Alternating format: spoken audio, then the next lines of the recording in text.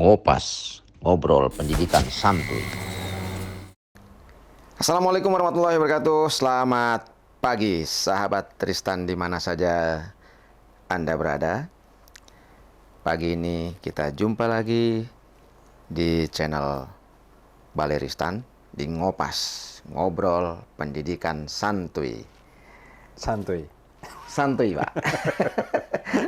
Kita kebetulan kedatangan seorang tamu yang luar biasa.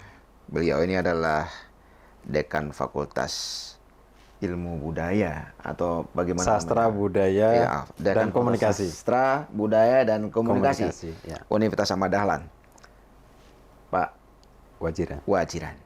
Nah, Dr. Wajiran. Dr. Wajiran ini lulusan SMK, ya. Kemudian jurusan apa dulu, Pak?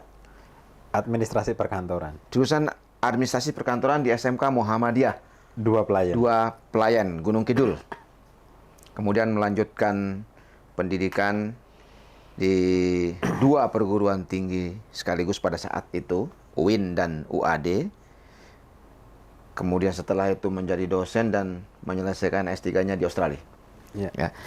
Selamat pagi, Assalamualaikum warahmatullahi wabarakatuh, Pak Wajiran. Waalaikumsalam Ya, warahmatullahi wabarakatuh. Luar biasa ya. Pada kesempatan pagi ini kita akan berbincang, berbagi pengalaman, memberikan inspirasi buat anak-anak kita, adik-adik kita di SMK di mana saja berada, dan juga kepada masyarakat juga bisa memberikan banyak pengalaman Pak Wajiran nanti yang bisa dimanfaatkan, bermanfaatlah untuk baik itu di SMK, SMA maupun buat adik-adik kita yang sekarang ini sedang menempuh pendidikan, Pak Wajiran.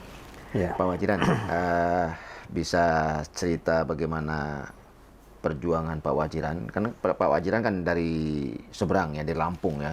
Dari Lampung kemudian kembali lagi meskipun nenek moyangnya itu dari Bantul. Gunung Kidul, dari Bantul, dari Bantul ya. Seperti apa Pak Wajiran, bisa ceritakan sedikit? Ya, baik Pak Haris, terima kasih atas kesempatannya gitu ya untuk share dengan pemirsa ya di Baleristan Channel ya. Ya.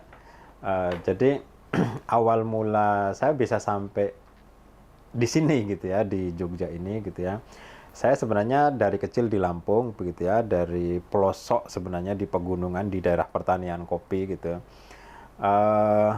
Karena saya punya saudara di Pelayan yang kebetulan menjadi guru di SMA PGRI, kemudian Pak D saya di Dinas Kehutanan di Kepek yang terakhir itu tugasnya di situ. Nah, dulu lulus SMP itu sebenarnya saya sudah bercita-citanya jadi petani, gitu. Dan awal mulanya saya sekolah lanjutan itu adalah SPBMA awalnya, karena saran dari orang tua. Tetapi setelah berangkat ke Jogja, kemudian di Pelayan itu, ketemu Pak D saya, sebelum saya daftar sekolah, saya dinasihati gitu. Jadi, kalau ya memang lahan pertanian punya gitu ya, tetapi nanti kalau di SPBMA, kedepannya ini sepertinya yang akan berkembang itu ini bukan pertanian gitu. Karena pertanian kan dianggapnya kurang prestis ya waktu itu ya. Ya, terus akhirnya ya sudah, karena Pak Lek saya seorang guru, saya ngikutin aja. Akhirnya saya di sekolah didaftarkan di SMK Muhammadiyah 2 Pelayan, begitu. Dan awalnya saya juga tidak tahu harus ngambil jurusan apa gitu, karena memang waktu daftar SMK itu kan saya dari SMP pelosok ya. Artinya kan belum punya wawasan sekolah Jurusan apa atau saja? jurusan apa yang profit, yang kira-kira apa lebih apa namanya mendatangkan istilahnya kemudahan mencari pekerjaan dan lain-lain gitu. Pokoknya saya ngikut aja dengan saran Pak Lek saya gitu. Akhirnya didaftarkanlah di jurusan administrasi perkantoran begitu. Nah, menariknya gitu ya, di sekolah itu juga kan kerjasama dengan Universitas Ahmad Dahlan, khususnya pendidikan bahasa Inggris gitu. Nah, dari kelas 1 saya sudah paham ini, oh ternyata gini-gini. Oh, sebagai murid yang di bagian administratif perkantoran kan 2 hal yang harus ditingkatkan waktu itu. Satu, bahasa Inggris, ya bahasa asing ya. Tapi waktu itu memang bahasa Inggris yang di itu. Kemudian yang kedua itu adalah keterampilan menggunakan teknologi komputer terutama, ngetik gitu. Nah, di situ gitu ya, saya mulai ya kelas 1 ya memang belum begitu ya, belum begitu menikmati lah gitu karena memang dari sekolah aslinya dari daerah yang berbeda gitu kan. Tetapi saya di pertengahan semester itu sudah mulai menikmati bahwa oh ternyata kedepannya saya harus seperti ini. Dan yang saya geluti memang itu diantaranya adalah ya bahasa Inggris sama kemampuan mengetik gitu. Hanya itu saja sebenarnya awalnya gitu. Tapi alhamdulillah gitu dengan berbagai proses gitu akhirnya saya punya keyakinan bahwa kalau saya bisa bahasa Inggris dari SMK nanti saya akan profesional bekerja di perkantoran lah gitu. Niatnya hanya itu saja pada waktu itu. Dan alhamdulillah gitu banyak guru-guru yang memotivasi gitu ya yang akhirnya saya bisa lanjut gitu ke jenjang. Iya, Pak Wajiran. Dengar-dengar ini di kampung Pak Wajiran sendiri kan baru pertama kali Pak Wajiran masuk SMK. Nah, iya. Jadi di kampung saya itu memang yang sekolah pada waktu itu ya, pada zaman saya di pelosok namanya Bandar Agung ya, Kecamatan Banjit. Sekarang Waikanan karena dulu Kota Bumi, Lampung Utara. Lampung Utara. Nah, itu memang dulu yang sekolah memang masih terbatas ya. Mungkin dari satu desa itu nggak lebih dari 10 lah. Pada waktu itu ya, pada waktu itu. Tetapi dari semua yang sekolah itu rata-rata di SMA. Di SMA. Nah, kemudian awalnya pun gitu, saya juga cita-citanya ke SMA pada awalnya karena mengikuti dengan tren pada waktu itu gitu. Nah, ya itu makanya saya ada perubahan berpikir atau setelah ketemu Pak Lek saya yang di Pelayan, kemudian disarankan untuk masuk SMK itu. Ketika masuk SMK, Pak, yang terpikir pertama kali ke Pak Wajiran itu apa? Awal-awal ya, saya terus terang dari SD itu udah ditanya itu pengen saya jadi petani profesional. Zaman dulu itu kan belum ada YouTube kayak sekarang ya. Adanya hanya TVRI dan radio gitu kan. Itu saya melihat gitu ya, karena bapak saya sih sebenarnya. Bapak saya itu seorang petani ya dari istilahnya nol lah gitu kan, perantauan kan Pak. Jadi dari Jawa ke sini. Dari istilahnya nol sama sekali hanya punya lahan sekitar 1 hektar karena jatah dari pemerintah begitu ya. Kemudian bisa sampai sekitar 8 hektar gitu ya. Itu. Tetapi ketika bapak saya itu merasa gitu, ini petani saya dengan lahan segini tuh nggak bisa apa-apa gitu. Artinya nyekolahkan anak aja keberatan gitu dengan lahan segitu. Padahal kalau melihat di TV-TV itu kan pertanian harusnya kan menjadi hal yang itu. Itulah yang mendorong saya ketika di SMK. Saya ngambil pemasaran administrasi perkantoran. Di antaranya saya pengen, nanti kalau semuanya panen, saya bisa memanage hasil panen itu gini-gini. Dari bayangan saya itu tetap ke pertanian. Bahkan sampai saya lulus S3 dari Australia, itu saya berkunjung ke beberapa dari Twamley Farm, Gosling Farm, Dera Farm. Pokoknya saya ada sejenis, kalau di sana bukan PT ya, tapi ya sejenis firm lah ya, perusahaan untuk pertanian itu. Saya kunjungi semua itu Pak. Dan saya memang meniatkan diri belajar tentang pertanian di Australia selama saya S3 itu. Karena memang saya punya cita-cita gitu untuk mengembangkan pertanian. Sampai hari ini masih sampai hari ini ya. Sampai hari ini iya. ya, sampai hari ini. Karena memang potensi di daerah-daerah di Sumatera terutama di Lampung itu luar biasa sebenarnya. Gitu. Tapi kemudian setelah lulus SMK berpikir untuk kuliah dan mengambil kuliah di Usuluddin. Nah, begini. Jadi karena itu terbawa lingkungan ya. Jadi begini, saya awalnya kan cerita singkatnya gini. Jadi ketika sampai di Jogja di Pelayan itu, saya kan ikut Pak Ade saya. Ikut Pak Ade sama Pak Le lah gitu. Jadi ke sana kemari karena kebetulan deketan kan rumahnya. Nah, di sekolah itu kan kerjasama dengan pesantren Ar-Rahmah. Gitu. Dan saya melihat ini anak-anak pesantren yang sekolah di Semen ini kok nilainya bagus-bagus gitu. Terus terang Pak, nilai saya waktu lulus SMP itu banyak 5-nya, banyak merahnya. Paling tinggi itu 7 kalau nggak salah. Ya karena di Lampung kayak gitu kan pelajarannya kan gitu. Nah, apalagi di matematika ya, yang ditakutkan sama banyak anak SMK. Matematika saya itu 4, berapa gitu. nilai FTANAS-nya. Dulu kan ada FTANAS itu.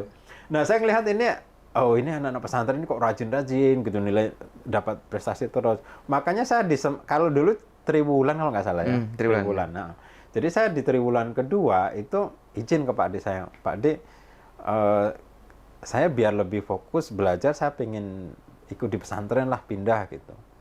Nah, akhirnya diantarlah ke pesantren itu, saya pindah di pesantren, tapi setiap minggu tetap pulang, karena cuma dekat kan, paling jaraknya sekitar 3 kilo, 5 kilo lah gitu ke rumah Pak D saya gitu kan.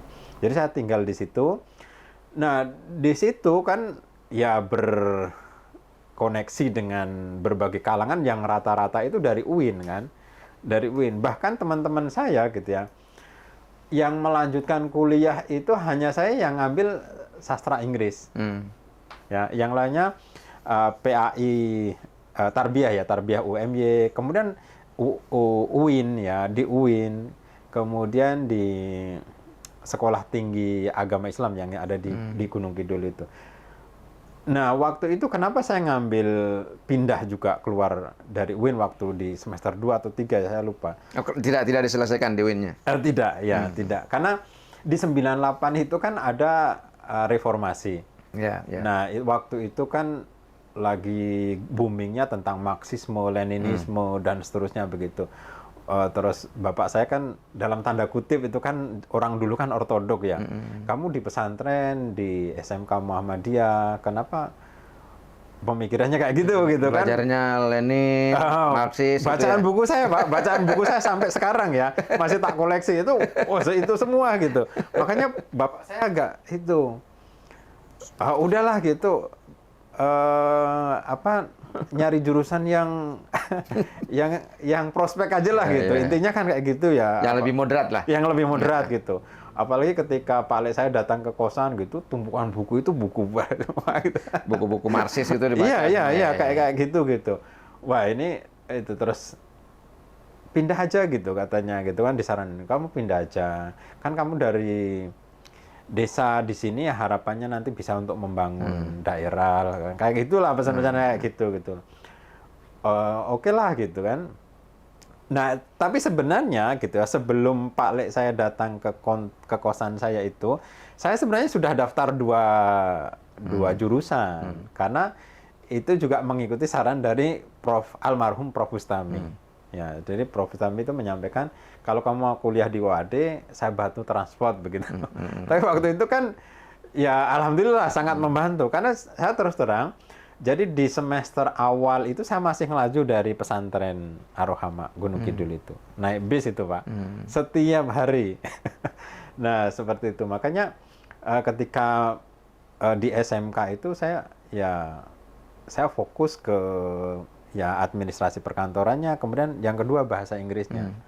Gitu. Ketika itu terpikir nggak Pak Wajiran untuk nanti setelah saya selesai di kuliah, kemudian saya menjadi dosen? Atau tetap ingin menjadi petani tadi itu? Nah, kalau setelah kuliah itu saya ada perubahan orientasi.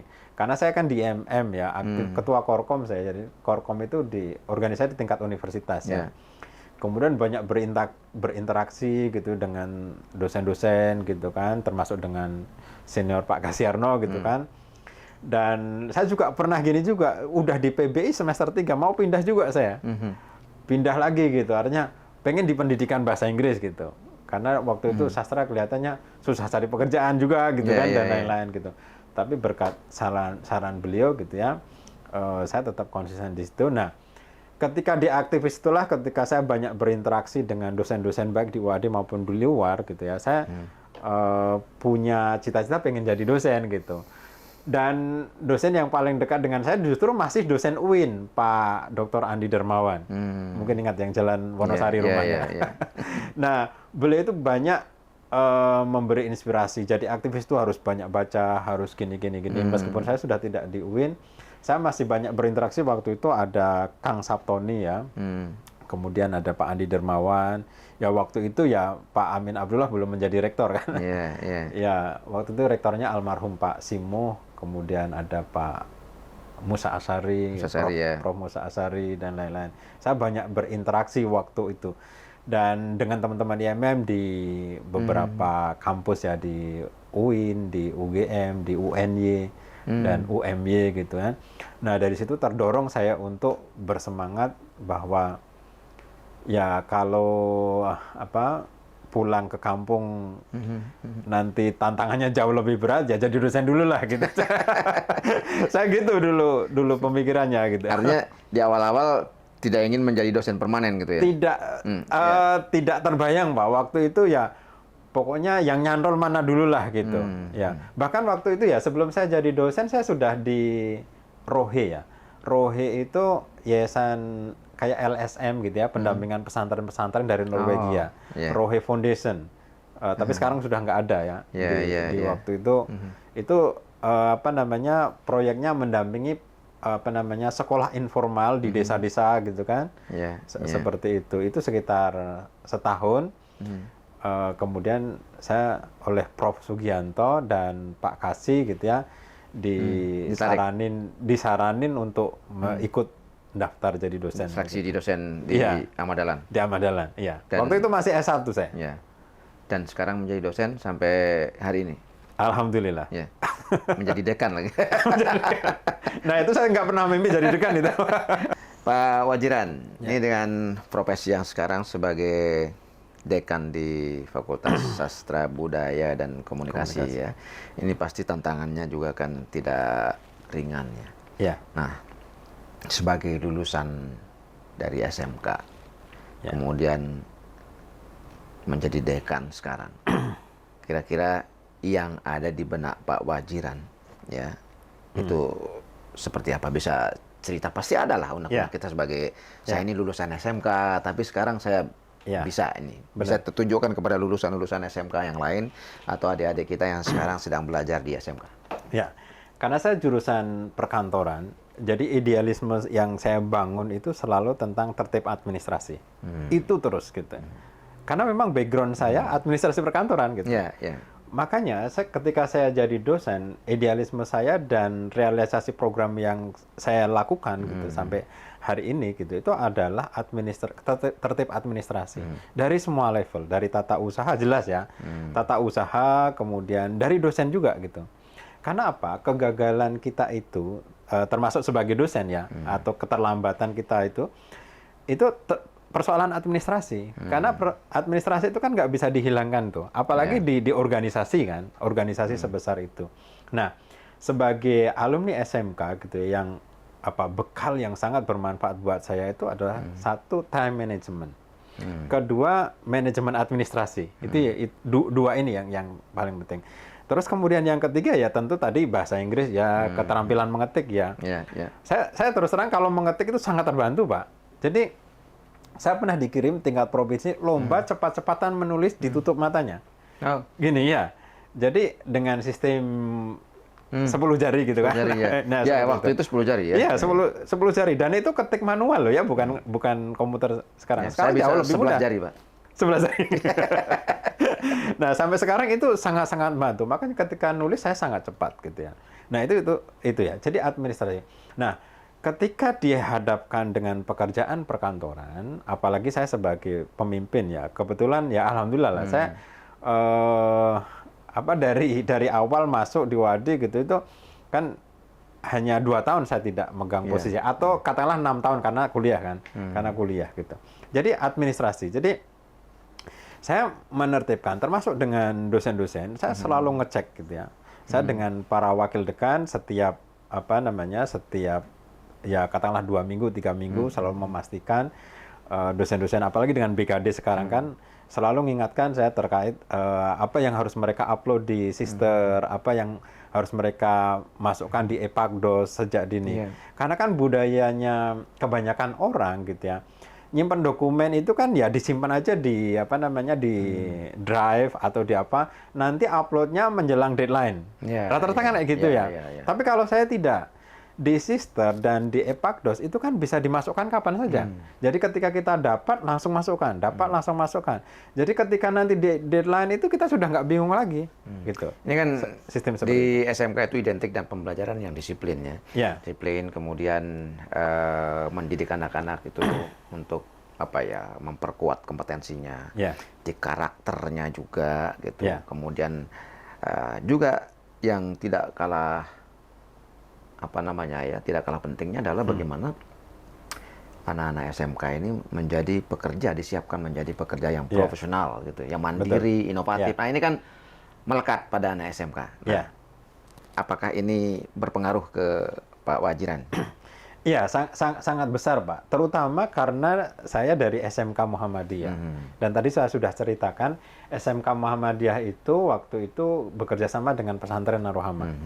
Kegiatan ekstra itu fokusnya di pesantren, kegiatan pelajaran ya di sekolah. Meskipun beberapa kegiatan, terutama IPM ya, atau IRM waktu itu, kebetulan saya ketua bidang keagamaan dan kader waktu itu ya, di IRM gitu, 97.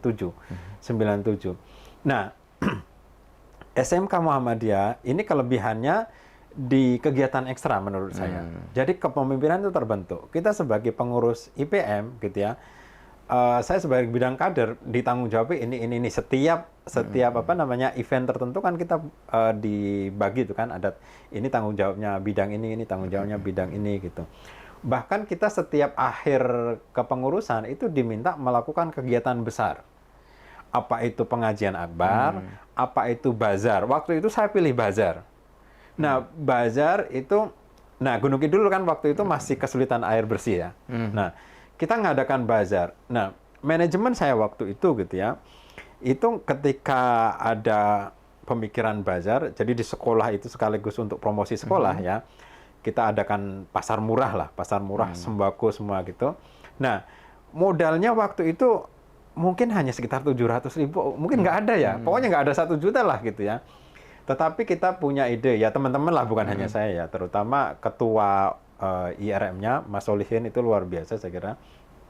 Itu punya ide, gimana kita belusuan gitu, nyari istilahnya toko-toko yang ada di lingkungan sekolah, kemudian orang-orang yang dianggap mampu lah gitu ya di lingkungan situ, sampai ke Pasar Wonosari gitu, sampai kita masuk gitu, dan alhamdulillah itu respon dari masyarakat itu luar biasa.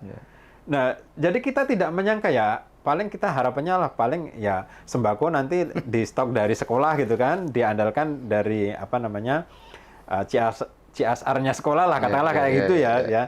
Tetapi ternyata support dari orang-orang di lingkungan itu, bahkan pegawai-pegawai yang PNS ya waktu itu sangat banyak gitu, dan kita bisa mengadakan kegiatan yang cukup besar lah waktu itu ya. Supportnya dari masyarakat malah. Dari masyarakat malahan gitu. Dan alhamdulillah itu juga menjadi apa namanya pengalaman luar biasa, dan sampai sekarang saya masih kenang gitu bahwa SMK Muhammadiyah terutama yang tempat saya sekolah itu mengajarkan satu ya jelas kedisiplinan, dua itu kepemimpinan.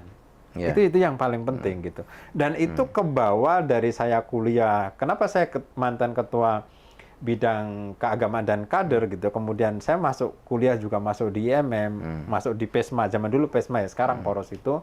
Kemudian di beberapa organisasi kemahasiswaan di luar kampus gitu ya. Karena memang saya menyadari gitu bahwa ilmu itu tidak cukup hanya dapat dari ruang kelas. Kalau ruang kelas pengetahuan iya. Ya, tetapi kalau dinamika, bagaimana berinteraksi dengan orang, bagaimana kita membangun ide, belajar mencuri gagasan lah dari orang-orang, seperti Pak Abdul Haris. Itu kan nggak sembarang, istilahnya nggak semua murid bisa kan, gitu. Makanya zaman saya kuliah gitu kan, alhamdulillah lah. Artinya dengan dosen-dosen itu beranilah gitu. Cuma anak sekarang, Pak, anak sekarang kalau mereka nggak punya basic organisasi, suruh ketemu dosen nggak berani loh. Betul ya. Iya kan? Nah, tapi sekarang teman-teman yang punya background organisasi itu dengan dosen diskusi ya biasa gitu ya, dengan pejabat, dengan itu gitu. Dan itu sangat penting gitu. Soft skill lah katakanlah, soft skill. Apalagi di organisasi-organisasi pemuda, pelajar, mahasiswa di Muhammadiyah ini kan kaderisasinya juga tertata ya. Terstruktur, tertata dengan baik, sehingga ini berkesinambungan. Ini yang saya kira perlu dicontoh sama adik-adik kita, terutama yang sekarang ini. Jangan sampai ikut pada organisasi-organisasi yang mereka sendiri nggak paham. Jadi ini saya kira yang patut kita banggakan dari SMK, terutama di SMK Muhammadiyah yang luar biasa perkembangannya saat ini, di mana pengkaderan kemudian pengembangan programnya juga berlangsung secara berkelanjutan. Iya. Ya, Pak Wajiran, Ya. sebagai salah satu pengurus dulu di IRM, IPM, kemudian IMM, dan sekarang menjadi dosen bahkan dekan di salah satu perguruan tinggi Muhammadiyah di Universitas Ahmad Dahlan. Ada pemikiran-pemikiran progresif nggak yang bisa disumbangkan untuk pengembangan khususnya pendidikan di level menengah, di SMK, menengah, ya. SMA? Ya. Jadi saya punya idealisme begini. Jadi seperti tadi yang saya katakan bahwa bangku sekolah itu penting, tetapi ekstra itu juga sangat-sangat penting, sangat mendukung. Dua-duanya harus seiring gitu. Karena kita menciptakan orang yang punya loyalitas, punya etos kerja yang bagus, itu sebenarnya kalau ditempa dengan berbagai macam kegiatan itu, berbagai macam tugas itu. Makanya kalau semuanya siswa itu hanya fokus ke belajar saja, tanpa mengikuti kegiatan ekstra, akhirnya ya nanti akan menjadi orang oportunis. Yang penting nilainya tinggi gitu. Kalau kuliah yang penting IPK-nya tinggi. Ya. Artinya masuk ke dalam kurikulum secara terintegrasi gitu. Iya. Jadi harus terintegrasi itu. Ya seperti di SMK Muhammadiyah itu. Jadi ada kegiatan ekstra gitu ya. Dan kegiatan ekstra itu bukan hanya untuk yang pengurus IRM saja, tapi semuanya. Jadi kalau zaman saya dulu itu ada istilahnya taruna melati ya. Kemudian ada kalau di kuliah ya ada DAD, ada DAM, ada DAP, ada LDK, ada LDO, ya. Nah itu kan tidak semua keterampilan yang diajarkan di acara-acara itu tidak ada sama sekali di bangku kuliah, kecuali mereka yang kuliahnya di mungkin sebenarnya di manajemen mungkin adalah sebenarnya time management, administrasi dan lain-lain itu ada. Tetapi mereka yang kuliah di umum kan nggak ada. Ya, termasuk bagaimana problem solving, ya, bagaimana mengendalikan emosi ketika menghadapi masalah. Keuntungannya gitu ya kalau anak-anak SMK itu dibekali dengan kegiatan ekstra yang banyak atau variatif gitulah. Itu kemampuan emosional mereka lebih stabil. Dan kehidupan itu ya, kita kan prinsip kita gini, kita itu tidak bisa menghindari masalah, tapi kita wajib gitu menyelesaikan masalah karena gitu. Nah, itulah kenapa kita kegiatan ekstra yang menjadi beban tambahan bagi para murid itu sebenarnya sangat penting. Meskipun ketika sekolah saya juga merasakan itu kok berat banget ya sekolah di SMK Muhammadiyah itu pelajarannya lebih banyak loh Pak. Ya, jadi, artinya kan bukan persoalan berat ringannya masalah, tapi seberapa besar keberanian kita untuk menghadapi masalah. Ya, kan? Itu dan bekal itu diberikan di SMK, terutama di Muhammadiyah. Jadi kalau di Muhammadiyah itu kan pelajarannya otomatis akan jauh lebih banyak daripada yang negeri, karena tuntutan pelajaran agama sendiri itu paling tidak di setiap, kalau dulu 1 bulan ya, kalau sekarang saya kurang tahu dengan semester ini, minimal kan ada 4 mata pelajaran yang tambahan kan, gitu, ada akidah, ada akhlak, ada ibadah, ada macam-macam begitu. Di Ismuba kan. Gitu ya? Ya, yang Ismuba gitu. Ya. Belum yang kalau di pesantren sore itu ngaji tafsir gitu ya, macam-macam gantian ya dalam 1 minggu. Pagi itu saya setiap pagi harus toran minimal 5 ayat. Oh. Iya. Ya saya kira itu penting sekarang juga diberikan sebagai bekal untuk anak-anak kita itu. Iya, nah saya begini, termasuk ke orang tua yang menyampaikan, ketika saya menyekolahkan anak saya gitu ya, kebetulan anak saya kan di Gontor ya, itu banyak yang, tapi bukan yang di Gontor ya, saya sering dengar gitu, wah sekolah di lembaga agama itu kebanyakan beban gitu katanya. Bukan kebanyakan beban, justru itulah nilai plus menurut saya. Ya. Termasuk saya mendorong anak saya masuk ke Gontor, gitu ya, dengan kompetisi yang luar biasa kan di Gontor seperti itu, gitu ya. Itu meskipun anak saya juga sering ngeluh gitu gini-gini, saya bilangin, ayah dulu seperti ini, bebannya semakin banyak, nanti setelah lulus di situ kita semakin dewasa, semakin mampu menyelesaikan persoalan-persoalan yang jauh lebih berat ketika hanya di sekolah, gitu. Ya, betul. Seperti itu.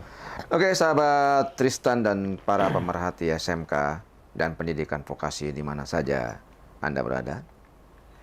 Luar biasa, Pak Wajiran ini punya banyak sekali pengalaman, baik itu di organisasi maupun di dunia akademik. Sebagai catatan penutup Pak Wajiran, ada yang ingin disampaikan? Ada saran mungkin untuk pengembangan pendidikan kita di Persyarikatan sebagai tokoh muda di Muhammadiyah juga, mungkin Pak Wajiran ada pemikiran-pemikiran yang bisa disumbangkan. Ya, ya. Jadi saran saya begini. Jadi para pengelola di sekolah-sekolah gitu, terutama di SMA, SMK Muhammadiyah gitu ya.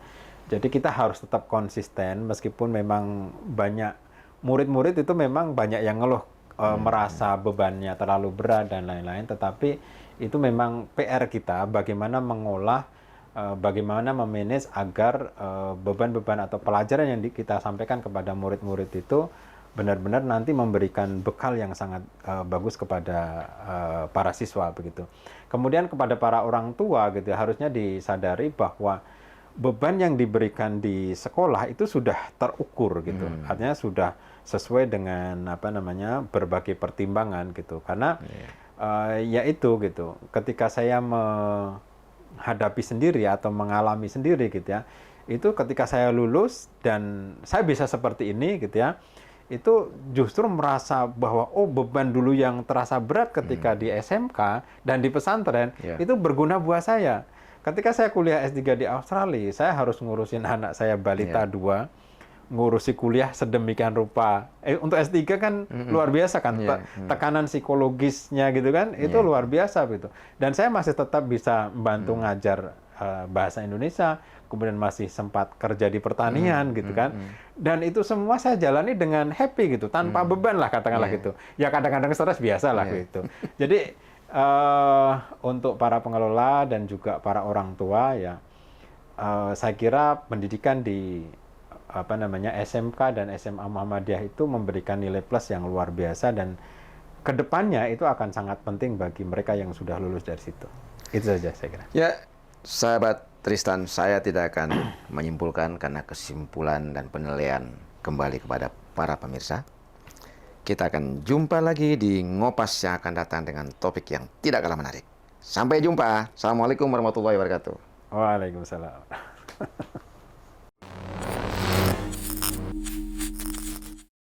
Ngopas, ngobrol pendidikan santuy.